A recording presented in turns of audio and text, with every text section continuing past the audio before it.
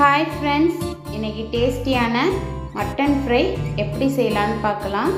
எண்ணெய் ஊற்றிட்டு கிராம்பு பட்டை போட்டுட்டு வெங்காயத்தை அதில் சேர்த்துட்டு நல்லா வதக்கிக்கலாம். நல்லா வதங்கினதுக்கப்புறம் அரிஞ்சு வச்ச தக்காளியை அதில் சேர்த்துக்கலாம். தக்காளியை சேர்த்துட்டு நல்லா வதங்கினதுக்கப்புறம் ஒரு ஸ்பூன் இஞ்சி பூண்டு பேஸ்ட் சேர்த்துக்கலாம்.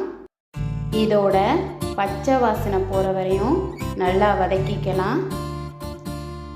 இப்போது வாணலியில் கொஞ்சமாக மிளகு, சோம்பு, சீரகம் இது மூணையும் போட்டு இது போல்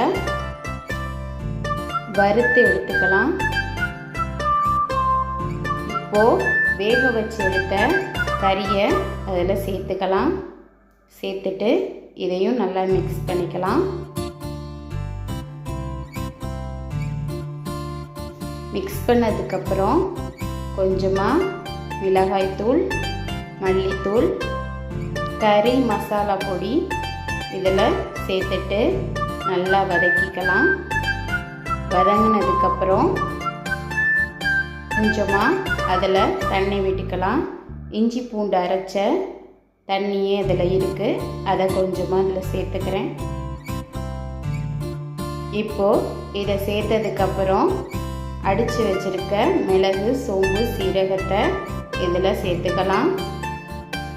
சேர்த்துட்டு நல்லா வதக்கி எடுத்துட்டோம்னா நம்மளோட மட்டன் ஃப்ரை தயாராகிருச்சு.